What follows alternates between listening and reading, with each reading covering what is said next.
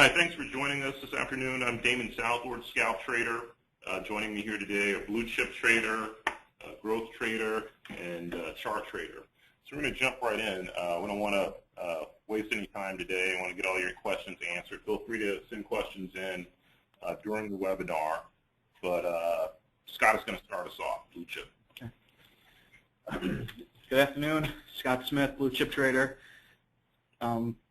So today's webinar is basically titled How to Avoid Some Costly Mistakes When the Market Shifts from Overdrive to Neutral.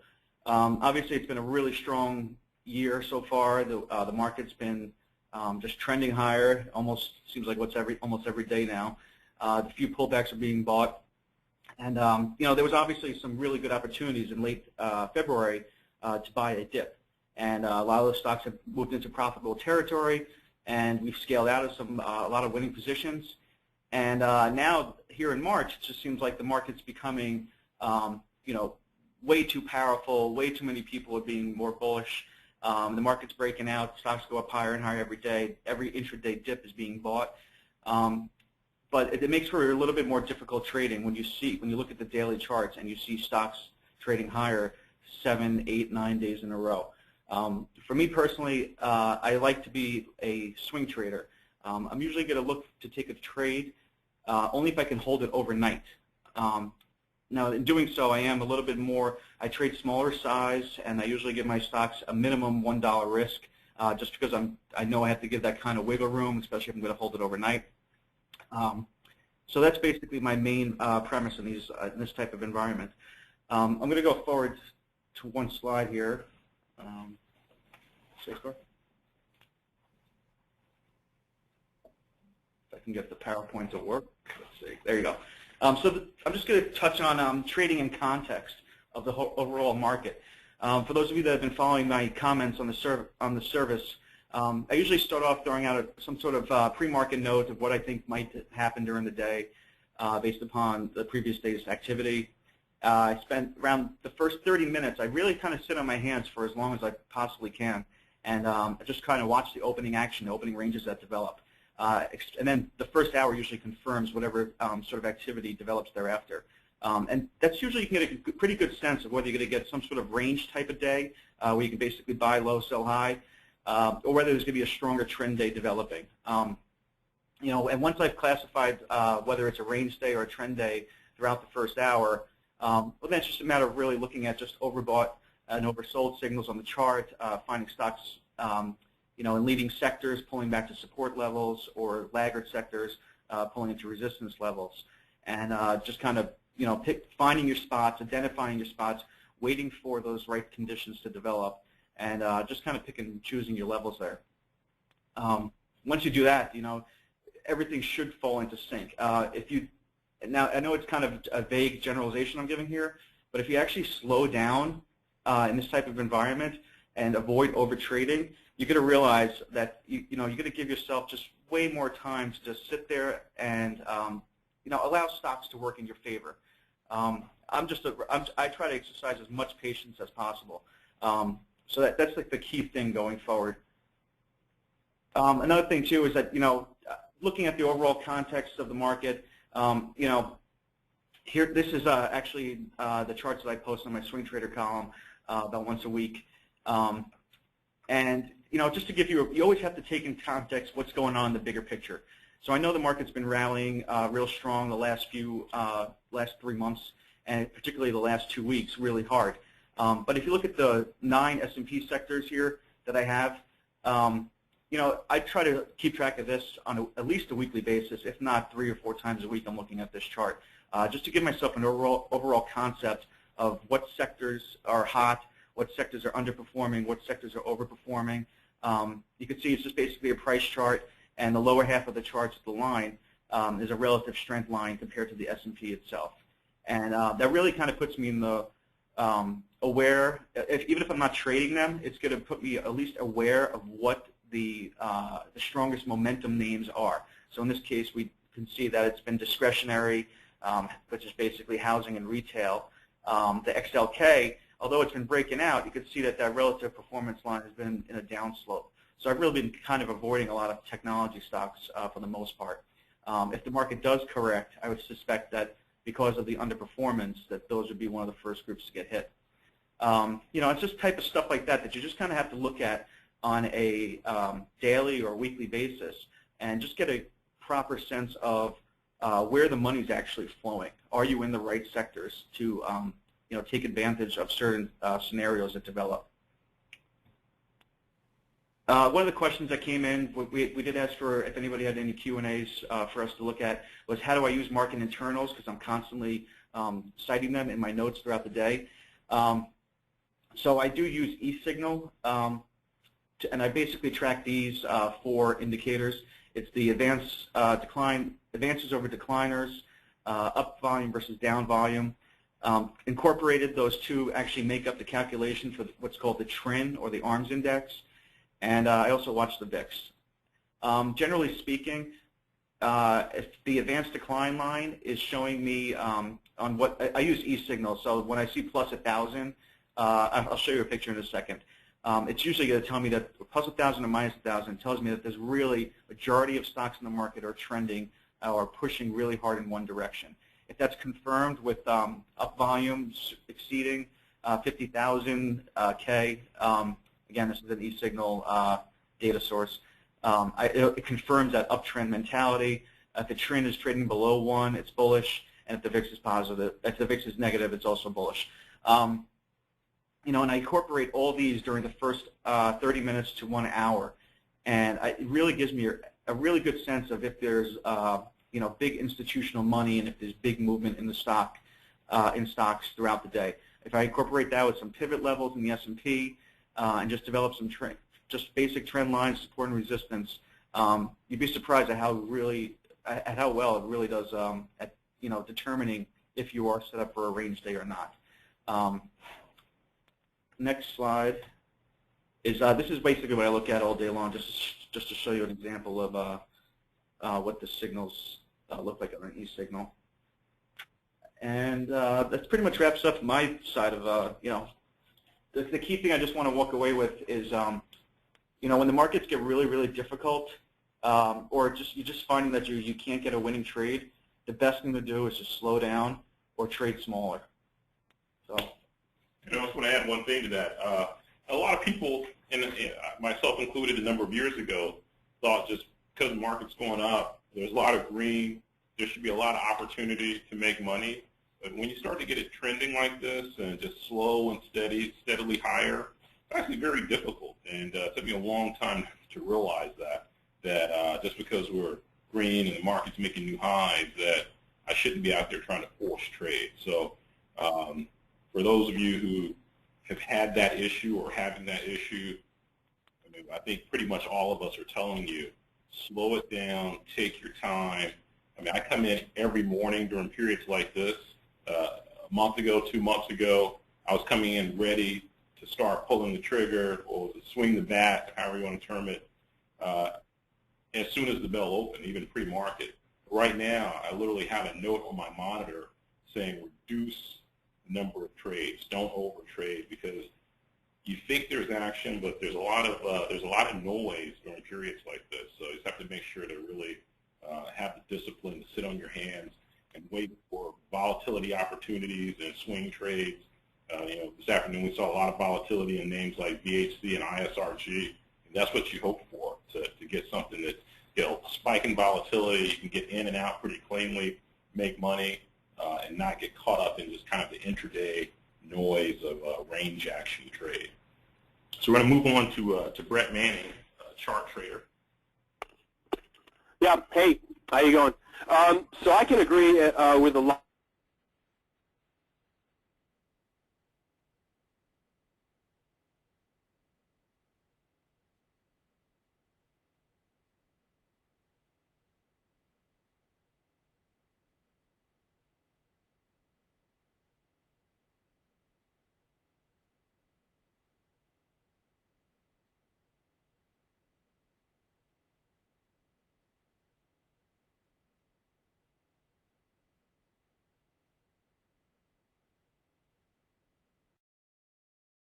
Streams and sentiment data, but the market was starting to set up a kind of big ascending triangle, transports were starting to break out, the small caps were starting to break out, and it was big, kind of long-term flat. The charts, you can say, wow, that's a really bullish setup, and then you look at the sentiment data and you see everybody's bearish, and you just get this sense that you're going to be blowing out of the top of that, and that's why I kind of tended to emphasize the more sort of look at this as a potential bubble opportunity in my morning notes. That's the best kind of situation to have, but that's gradually faded into a more difficult kind of situation. And the two types of situations to me where I really start to scale back my trading, one of the worst times is when you have a really low volume range-bound market and you have sentiment data just basically all scoring across as neutral readings.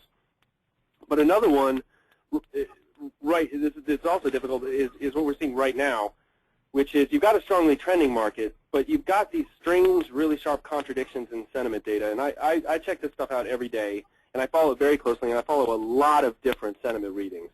I look at surveys, I look at options data, I look at fund flows, I look at, obviously the volatility plays. I look at just about everything, and on a really in-depth level, and I see a lot of strange contradictions right now. And I see some things that suggest that people are way too bullish.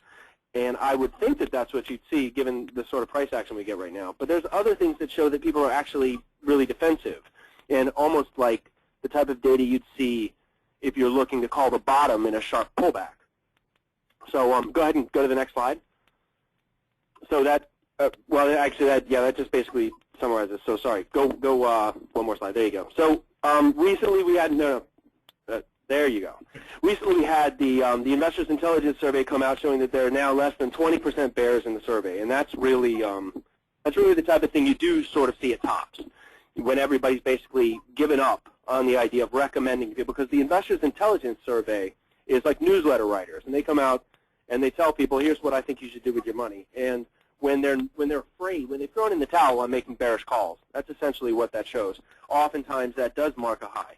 But the same survey has about 35%, which is a very high number in the imminent correction kind of question. There's like a number of different questions for Investors Intelligence, but one of the readings is there, are we heading into a correction? And there's also one of the higher readings you're going to see at the same time. So these guys are saying, don't be bearish, but here comes a correction, essentially. So, and I think that kind of defines this environment, right? Everybody's basically saying, you've got to be bullish, you've got every money in this market, but here comes a big correction. And you only see 50% bulls. That's a relatively neutral reading. And then in the American Association of Individual Investors, just basically sitting at mid-range, and it just recently had one of its biggest pullbacks. And this is another thing that I'm really focused on right now in my general read, is I want to see the second the market starts to come in, does everybody suddenly get really bearish right away? Because that's the type of thing you see in a market that's going to keep trending. You see it's a fast money pullback. The correction is just because people finally gave in, got a little bit too leveraged up, but the main driving force in the rally, which is just money coming into the market in a slow kind of dripping fashion week in, week out, that's just going to keep the bull market going. If that money's not really pulling back, it's just the market gets a little ahead of itself, people get too levered up long, the fast money pulls back out, the market goes down a couple of % a day for a few days, and then comes right back up again, which is basically what we saw a couple weeks ago. When we saw that, we saw one of the biggest weekly pullbacks in bullishness in the AAII that's happened in like 10 years. I mean, it just plummeted over the course of 1 week down to like 20-something% bulls just on 2 down days. So that sort of thing kind of also makes it really tricky. Go ahead to the next slide. Okay, and one of the other things that I covered in my last webinar that's another thing that I'm really looking at closely is this retail-only buy-to-open option market dynamic, where you see one of the best things that we've seen as far as really genuinely finding tops that sustain themselves for a couple months over the last few years, is this reading where you finally get the smaller money coming in and really levering up on home run bets on call option contracts. When they buy them, looking for this big giant breakout in stock after stock after stock, and they all get on the same side of this trade, it's really been a very consistent marker of tops for the last really about 3 years. And at this point, that thing is just basically sitting in the middle of the range. So there's not a lot of small traders speculating for home runs on the long side. There's lots of protected put buying. There's generally this sense to me where I think that there's a lot of people who are trying to play the long side, but they're staying really hedged, and there's still kind of money flowing in. So it's really difficult. Yet at the same time, like Scalp talked about, you've got this really steady uptrend, and the thing just kind of creeps high. higher each day. And my response has been basically, I know that I get my big edge when I see this kind of contradiction between technicals and sentiment data, and that's when I tend to get really aggressive. And I know that I have not been seeing that for about the last week and a half. So like these guys, I've been basically really reducing the number of trades that I'm in and the size that I'm taking. I mean, you know, if you were following in December and January, you saw I didn't put half size on anything. And basically, just about everything I'm putting up right now, I'm constantly saying, guys, I'm taking this small. I'm taking this half size, quarter size, third size, and I'm doing, you know, 2 or 3 trades a day rather than 10 or 12. And it's just good practice when you don't feel that sense where you've got this kind of conviction, you've got this edge, something that you've seen for 8 to 10 years that's always kind of rung a bell for you. That now is the time to go for it. When you don't see that, sometimes you forget that you're not seeing that. You go a week and you forget what it feels like to feel that way, and you just start to trade out of habit, and you just keep churning these trades out. And then you look back a month later and you realize you had a real great start to the year, but now you're sitting there, you know, basically back where you started. And it's because you went through this period where you didn't really have any reason to be trading so aggressively, but you just sort of kept doing it. And that's something that I think that I've learned over the years, maybe more than anything, to really watch out for. And so I know, I put a kind of structure on the situation. I know that when I see a sentiment data versus technical situation where I come in each day and I'm a little bit confused, I can't theorize about what the average trader is thinking or doing. I don't have that kind of theory of mind thing going on. I know to just kind of, I'm taking it small, and that's what I'm doing. And so right now I kind of would advise that until we get some kind of, I mean, the other way to categorize that sense right now is like the humidity just keeps rising every day, and everybody's kind of looking for a little rain. And it will be nice when we get some rain, we cool things off, and some rain just can spread back out. But that could go the other way here, and you don't want to just sit there levering up on a short. So just keep it small. That's my advice. So next slide. Here's just an example of one of these indicators that I'm talking about that really seems to kind of contradict what you think would be the case. And I just wanted to throw it up there because it just strikes me each day when I look at it. This is the RIDEX Bear Fund asset flow chart. It shows the amount of money flowing into a kind of active mutual fund. It's still there's huge assets flowing in and out of it. And you know, hundreds of millions of dollars one way or the other, shifting all the time. And right now, that spike on the blue line to the downside that we've just recently had, this is an inverse scale, so that's increasing assets. And you can see that those green shaded vertical lines, they basically correlate with bottoms. When the markets, you can see in 2012 in the summer, we jetted way down. Got back to that, the blue line here got way down because people were starting to increase their exposure. In this case, probably mostly hedges, people with big, long-only portfolios, and they use this type of fund to try to hedge away the potential for some kind of big downside. And or it could be active speculation. But either way, you see when that line creeps down on the bottom, that's usually something you correlate with bottoms. And usually it's the other way at tops. You can see those red shaded lines.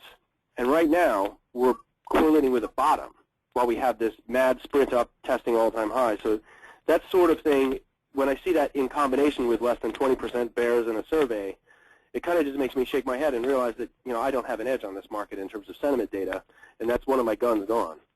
So I tend to think that, you know, if you're sitting up a bunch so far this year, that's my basis for saying it's time to just cool off until I come in the morning and I just have a slam bang sense of what I'm looking at. And that's good for me. Okay. You know, just to add to that too, to avoid overtrading, I mean, literally, we were just kind of laughing about it. Sometimes you just have to get up and walk away. You know, don't sit there in front of your computer screen for, you know, 6.5 hours while the market's open thinking you're going to miss some great opportunity. You know, the beauty about the stock market is that there's thousands of stocks and there's always an opportunity that comes along. You just have to wait patiently. You know, for me personally, I mean, I try to stay in front of the computer all day long just to watch everything that's going on.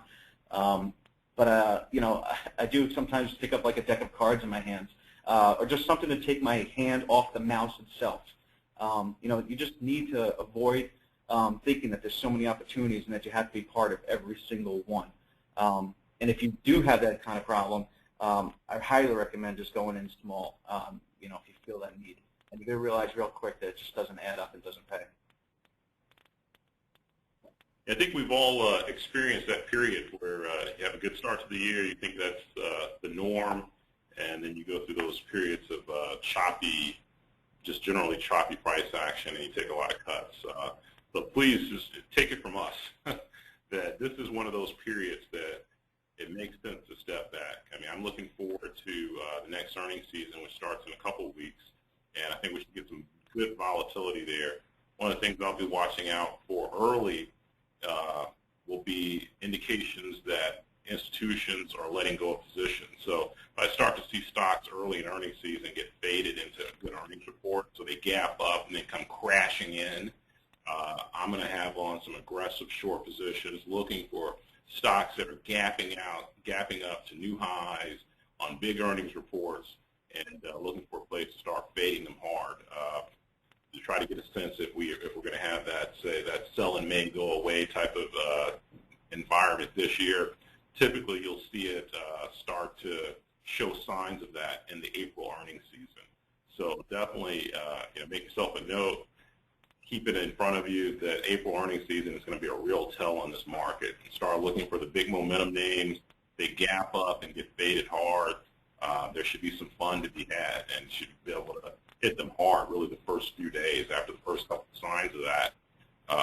You should be ready to go in. I'll be ready to go in and start picking these things off at the gaps higher and trying to ride them aggressively low. I mean, you can get some of these names, you'll see 5, 6, 7 point swings where they gap up 3, 4 points and then finish the day down 2, 3 points. So that's the next big opportunity that's on my radar right now. The other area that I'm focusing on is some of the swing ideas. In particular, I've been following Setup X. I like his ideas in this market. Some trending, emerging growth, strong, technically, fundamentally strong names. And that's Chart Trader. And if you look at the ticker SETUTX, you can set up alerts with that particular ticker. But I particularly like his types of names in this environment because he's looking at both emerging growth names as well as IPO names and going through some of the IPO names to find some of the best candidates. I'm still actively doing the yield ideas, YIELD ticker. A couple weeks ago, I put on this AGNC swing trade that worked out for about 1.5 points, and it doesn't seem like a huge move, but for a lot of people who follow these yield ideas with me, the trade's significant size. I had to talk to a guy yesterday who bought 20,000 shares of it, made 1.5 points. So that's real money. I mean, obviously, not everyone's trading that type of size, but it just goes to the point of, there's certain types of names that you can kind of count on to move steadily in your favor once you catch them right. So, Jim, do you want to jump in? Yeah, sure. This is Jim Bush, growth trader. I think that Blue Chip and Chart and Scalp covered it pretty well already. I'm basically just in maintenance mode right now. All my positions are half-size positions. For the most part, I'm basically just looking to protect my gains right now. I already went long in most of my positions several weeks or even a couple months ago with some of them, and I'm really not looking to be too aggressive right now. More than anything, I'm waiting to see how they react when we do get a few down days. That's when these stocks really show you their character. If they hold up particularly well, they're going to be supported during a downdraft. If they just get cut right down along with the market, there are a lot of weak hands in there too. So it's very telling how these stocks hold up when we get a couple of down days. With me, typically my strategy during these types of periods, once your positions have already run and you're sort of in maintenance mode the way I am right now, really what I do is I really focus on the emerging growth stocks page, because there are a couple ways that can give you some really good clues into the market. I mean, I'm no good at all in terms of predicting where the S&P is going. So I don't try and make broad market predictions in that sense. But what I found over the years is that the emerging growth stocks rankings can give you a really good tell on sort of the underlying health of the market, because these are the small to mid-cap growth names. Generally, they have very good fundamentals. They have excellent relative strength. These are your typical leading stocks in the market. And as such, what they typically do is give you leading signs of how the broad market tends to pan out. So for example, Damon was referring to the upcoming April earnings season. So what I'm looking for now, because that's coming right up, is I'll watch the emerging growth rankings and ask myself, well, am I starting to see a lot of churn in the rankings there? Are some of the longtime leaders on the emerging growth page, are they starting to get chopped down ahead of earnings? If you start to see that, that usually means that you might be in for a rough earnings season, because these tend to be the leading names. If they start getting chopped down really on no news, kind of slicing through what should be strong support levels, then you know that there's some distribution going on in a lot of these leading names, and that's usually a pretty good tell that we might be in for a choppy period. We saw this particularly preceding sort of those summer crashes we've had for the last couple of years.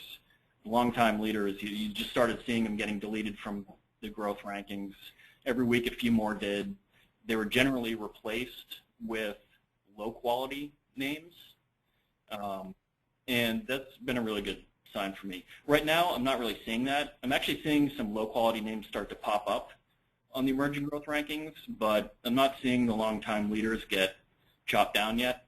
So, like all the others have said, it's kind of an ambiguous phase of the market right now. No strong signals either way. So I'm just sort of sitting tight with my positions and just watching the emerging growth page and the leading stocks for tells as to which way we might be going. That's it for me. Yeah, just to add on that too, I see there was a question that came in and said, well, with all the signals of the market being overbought from, and certain conditions, why not just start shorting the market or hedging yourself in a certain way? And that's totally plausible. Just because I know most of us have sat here and said, slow down your trading or, reduce your size. And that's the prudent thing to do. If you want to be in this for the long haul as a consistently profitable trader, you got to be prudent. You can't be taking, massive risks and, swinging for the fences on each trade. But, if people that have been following me on the site, this is Blue Chip, I have been throwing out a short in one of the market ETFs, the UPRO. It's a weighted ETF that follows the spiders. But I never went max size on it. I've always been, I've thrown out a half size, a quarter size, and I got up to about 3/4 size at one point yesterday. And then, it was going against me today, and I sold out a third of it today. It's a losing position for me, but the market's so overbought. But I feel like I have to have some sort of short on this market because I feel like it's going to come in at any point. Now, in that same regard, I've been locking in profits where I can on any sort of swing longs that I've been maintaining. Fortunately, I've had at least 2 swing shorts that worked out pretty well in my favor as well this week. But overall, when you have such extreme conditions, there's no rule that says you just can't go against it, but just recognize that the risk that you're undertaking. I think right now, if you wanted to, you can actually start buying some gold stocks. Nobody likes them. Nobody wants them. But would I go in full size? There's no way. Would I just buy maybe 100 shares of it just for, just for the sake of it, and just in case they start turning around as a defensive play? Sure, why not? But, it's just one of those things. Sometimes you just have to know, recognize when not to trade. But then if you really feel like you should do something, just go and cut down your size. Scott, you want to answer this question about the indicator? Yeah, back on that one slide I had of the different sectors, there was the second portion of that that line. I can actually show you on the I think it was on the last swing trader column. So basically, the second portion of this line, the second half of the charts, it's just the each individual ETF ranked against the S&P 500. It is not proprietary. It's based upon stockcharts.com. I think you can get it for free if you wanted to, or you can just pay for the subscription service if you want more features. But I've always found this to be, it's a relative strength chart. It's always really good to see what's outperforming, because money's going to follow, the portfolios have to outperform a benchmark, and the only way they do that is 9 times out of 10 is by chasing the stocks that are outperforming and avoiding the ones that are underperforming. And this is just a basic guideline that I go through at least on a weekly basis. Here's a question about, someone says, Damon, congrats on good BHC and ISRG trades. Tell me what intraday minute charting do you use, 1 minute, 5 minute, or 15 minutes, and what is the intraday moving average that you most like? Well, in particular with the, say, the BHC, BHC, I'm not really looking at a moving average. I'm looking at the time it sells to get a sense of how people are lining up, and also listening and watching the information flow. So with BHC in particular, I knew that people were getting short ahead of the court ruling. Some information leaked there. Aggressive price action looked like shorts were in there trying to flush the stops. So I knew there would be some short covering after that flush once the ruling came out. And so that was the only reason I was trading BHC long. From a fundamental standpoint, I have absolutely no idea the impact of this ruling. But I know that BHC is a relatively thin stock and that you just can't line up short in this thing and not expect it to spike once you start to cover. And I don't think the people who were shorting the stock in particular really knew the value of the news other than that it was deemed negative. And so they were leaning hard, looking to break the stock, and I was just looking to play the other side. Actually, I was looking to short it on that balance to 31, 31.50, but then got caught up with the ISRG, and the stock BHC came in pretty hard before I could get back to it. That would have been good for 6, 7 points. But yeah, sometimes you just get distracted by other opportunities. The ISRG, we had some good color on the information on the news on our site. I was able to dig into it, really understand that this was a significant situation, and told people to look at this on the short side. That I thought it could move 3 to 5% lower into the red, and I think on the low of the day, I think it hit minus 6% or something. So it was a nice opportunity on an intraday basis. A broker came out and defended it around, I don't know, the stock was trading maybe 490 or so. It rallied all the way back up to 500, which would have been a nice short spot. I was actually looking at 501. But generally, say with ISRG, one of the things I'm doing is just looking to see where people are lining up. I mean, typically when you get a big volatility event like this, major price action and a major name, people tend to line up together.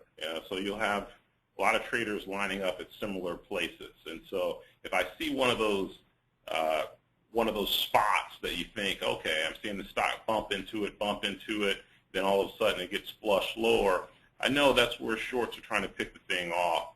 And so I might look to, once it pulls back a certain amount, I might look to come back and play a squeeze. And so with ISRG, I came back around 492 and highlighted it as a long opportunity on the pullback from 500 based on the stabilization in that 492 area on the 1 minute chart, and wrote it up for, I think it made another 5.5 points before it came back in and made new lows. And my expectation was that, again, I thought it could come back and possibly get hit into the close, but I knew that so many people were lining up short, including us, that there was a chance that this thing could come racing back. So I wanted some long exposure just in case. ISRG's had so many negative events. A lot of hit pieces have been out on it. So some of it I thought was priced into the stock potentially, and there would be a chance that this thing could come screaming back. So even though I was highlighting it as a short earlier, I flipped to the long side just in case we got, say, a 30-point rip in this thing into the close, just knowing that this was such an obvious short that there would be a lot of short covering. But I think institutions came in late, and or they're kind of freaked out by the news and unloaded the stock into the close. Someone asked, what is your typical position size in a trade? I think it varies amongst the group. I mean, I think, for us, the size, it really does range. When I talk to our customers, I mean, I think a better indication is kind of what our expectation on the trade based on the trades that we're putting out there on the site. Our assumption, based on our feedback from customers, is that people are trading anywhere from $10,000 per position up to $500,000 for a position. My assumption on my average trade is that someone's trading at least $25,000. That's how I set up my trades. My assumption is someone's trading $25,000 to basically $100,000 on my trades, because that's typically the size that I personally trade. So that's how I present my setups. I don't know if you guys want to talk about that in terms of what you're assuming when you put out an idea. My assumption on my idea, I always take it from a risk standpoint first. How much am I willing to lose on the trade, or or if my account's up for that week or up for that day, sometimes I'll just be a little bit more aggressive or a little bit not.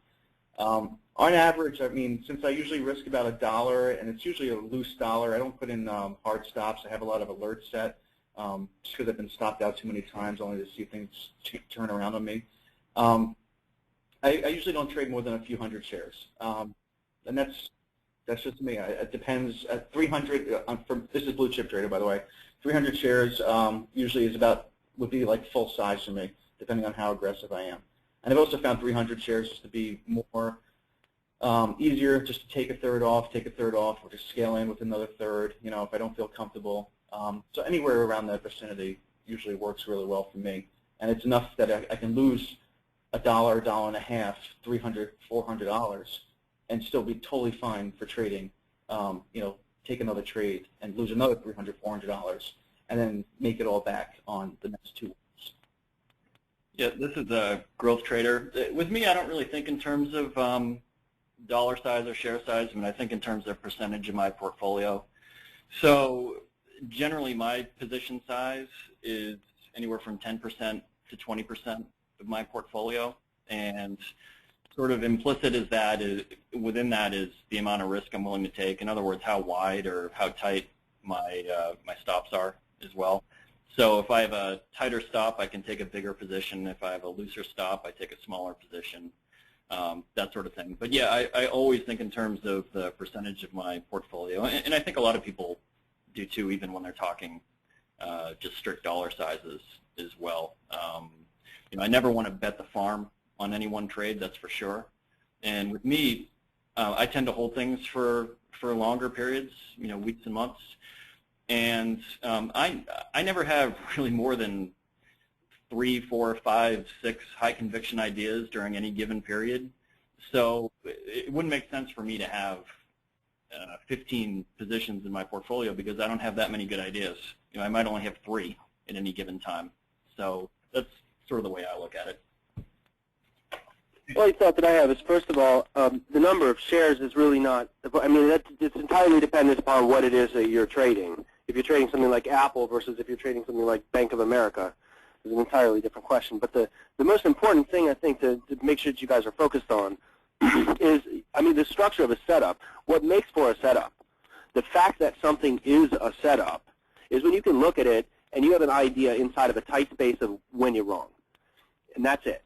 And if you can see something that allows you to decide pretty quickly, if it does this, it's not what I thought it was, it's not the animal I thought that I was trading. I tend to have something that's basically like a sense in my mind's eye about what sort of market I'm dealing with. And when it does something that contradicts that, there's a certain threshold where I see enough contrary information that I say, this is a different thing. There's different people acting for different reasons here in this market than what I supposed was the case in my sort of internal radar. And whatever that move is, you have to, I think the process of becoming an effective trader is really becoming able to imagine what it is that would make you no longer believe that that thing is what you thought it was, right? The small space for that shift in opinion is the thing that defines a good setup.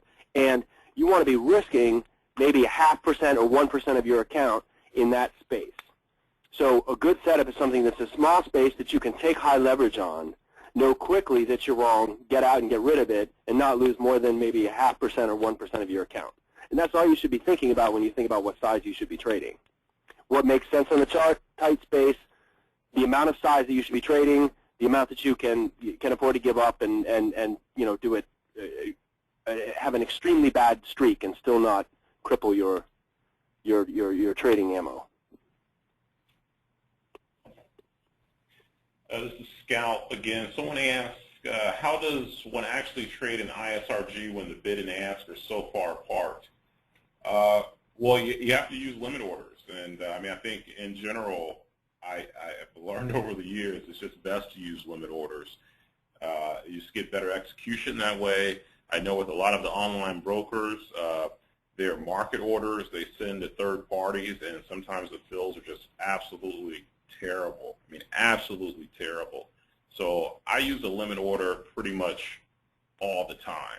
And so with something like ISRG, for example, I put out a long call at 492, I think it was trading. The spread opened up $1.50. So you actually could have bought this thing at 490.50, 491 if you used a limit order. But once it started to run, the spread tightened again, and on the move up to 497.50, the spread was as tight as 20, 30 cents. But when you're looking to exit positions as well, a lot of times what I'll do is I'll put the sell limit in on the way up in anticipation of it hopefully running into that and me getting executed. Because if you try to go out with a market order or you're not really anticipating action in a fast-moving stock, you might miss your exit. So I try to, with the entry, put in a limit order to buy, and then with the exit, start putting out positions based on where I think the stock can run so that they get hit on the way up. And then I also start to trail the stop if it's something that I'm keeping a tight leash on, especially if it's beyond kind of my initial target. I trail the stop a little bit more tightly just to make sure I'm not giving back gains.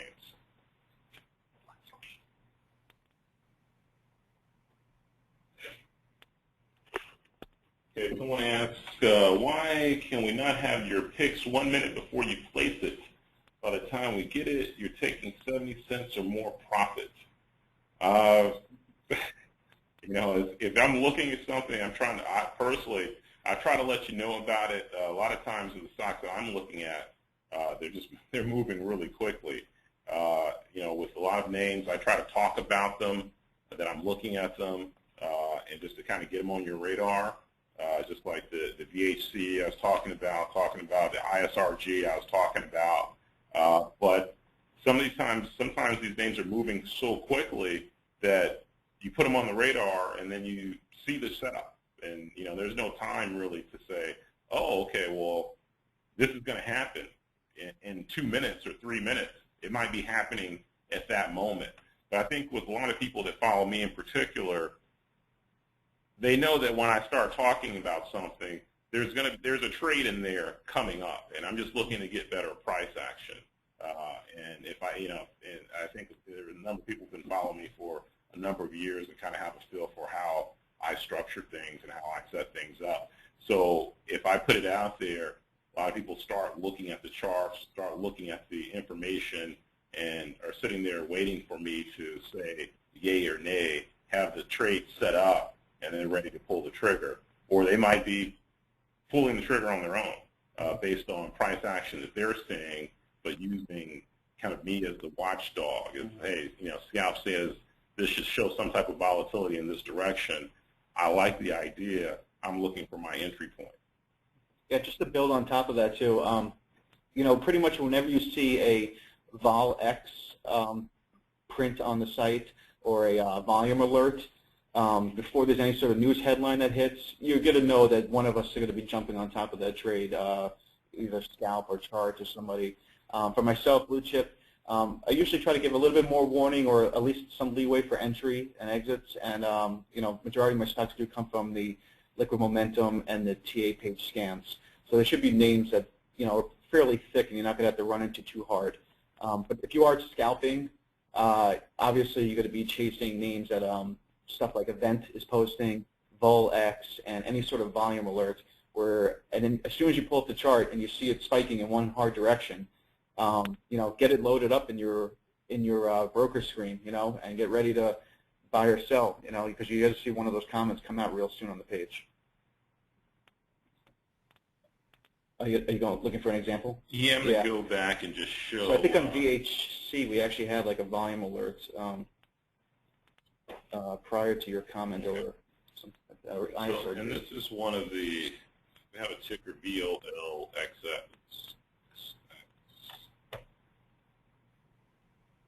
And the goal of this ticker is to point out high volatility events, stocks that are surging on volume, seeing 50 cents to 1 point, 2 point moves over a brief period of time. So you should use this ticker to get names on your radar. You can, if you have your alerts, your filter set on technical analysis, you'll be able to get these alerts coming through your screen. But as you see with VHC, Kihu, ISRG, and we have all these names out there in front of you early.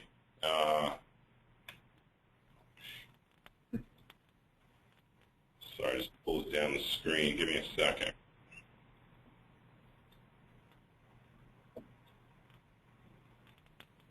And with my comments in particular, I trade a lot of the volatility events. And so I try to talk about them. There's usually somewhere on the site some type of technical alert on the site beforehand. And you know, you have to be prepared for these things because they're moving fast. And if that's your style, I mean, you have to be ready to pull the trigger on a good setup. But as much as I can, I try to give you a sense of the direction that I think something might move, and I'm simply looking for the perfect entry so that I can maximize reward and minimize risk.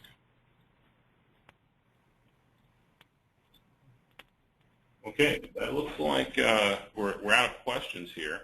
We'll give you a minute to drop in any questions that you may have, but otherwise we'll wrap it up.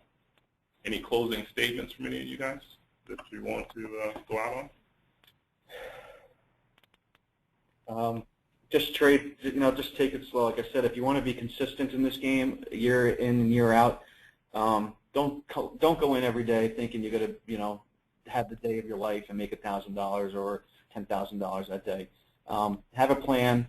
Watch what we do. We're going to definitely give you a heads up on anything that's out there and that's moving.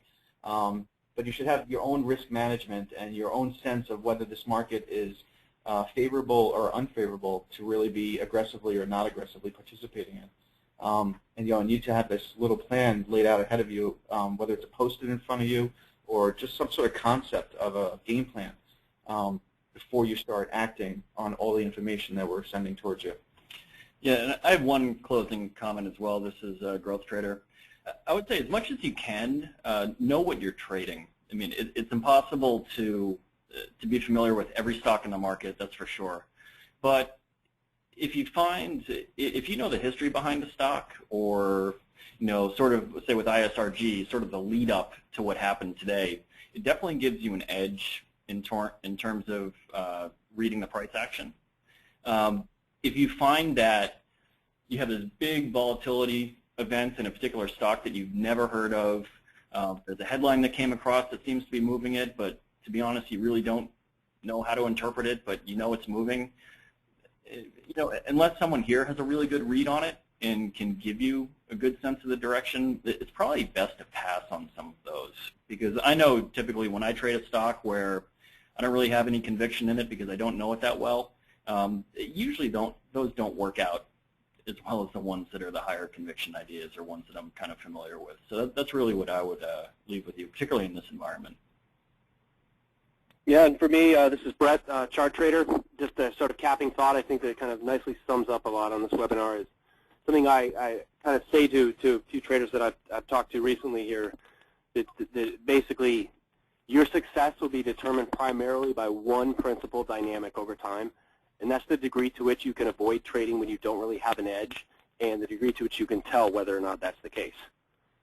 That's pretty much what it comes down to, because you can just fritter away money. And by the same token, if you can do that, if you can tell whether or not you really have an edge, if you've learned to kind of understand that sense of, oh, I've got an edge on this market, and you really just lever up during those times, and you pretty much avoid trading otherwise, that's the path. So that's my final thought.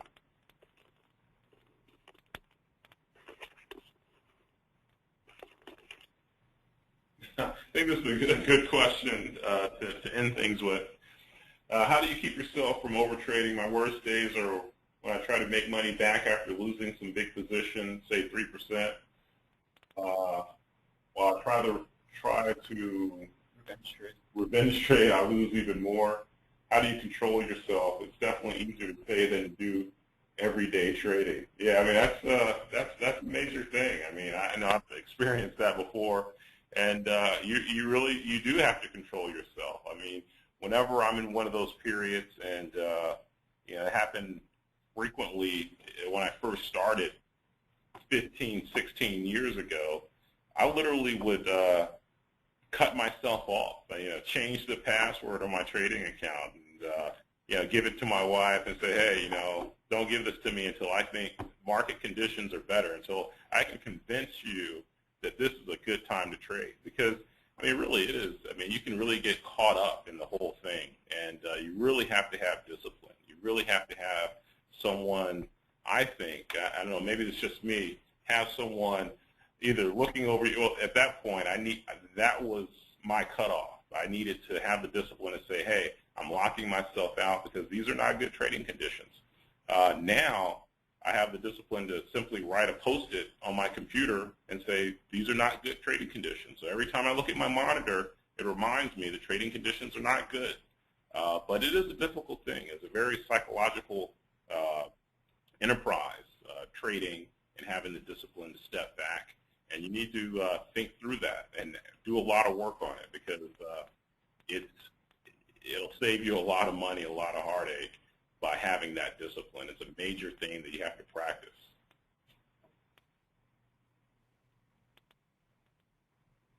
Okay, well, we thank you for joining us today. If you have any additional questions, feel free to send them to briefingtrader@briefing.com, and we'll be sure to respond. And anytime you have any feedback or questions during the day, feel free to send emails to that address, or to send feedback to the Talk to Us area on the website. So thanks again. Take care.